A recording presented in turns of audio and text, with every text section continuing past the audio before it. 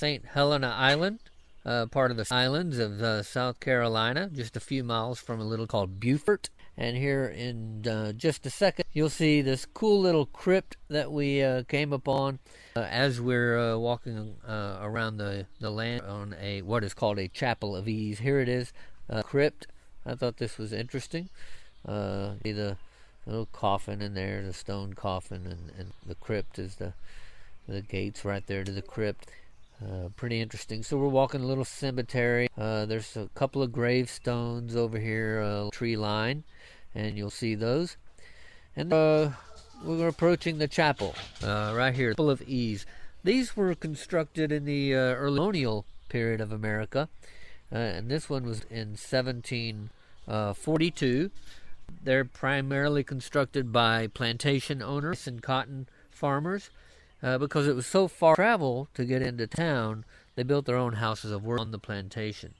This was built in 1740, but destroyed by a forest fire, in 1886, and just didn't construct it again.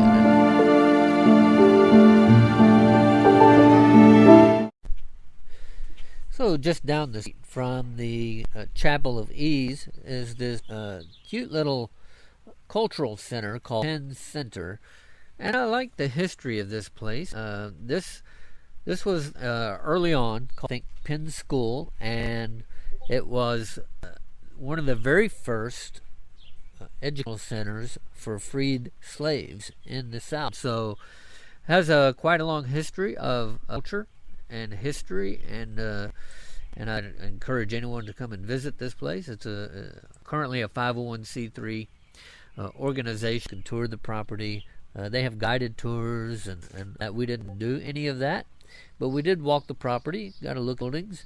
One of the interesting things I think about this particular part of the country on St. Helena Island in particular is what is called Gullah Geechee, and it's a type of Creole of the former slaves that lived in this area, and their language and culture, and it's quite interesting to read about. So if you want to look that up, it's Gullah. You can look it up and Google that, so find out what that's about, or visit penncenter.com, and you can know a little bit more about the Penn Center and the African American cultural heritage that is the area.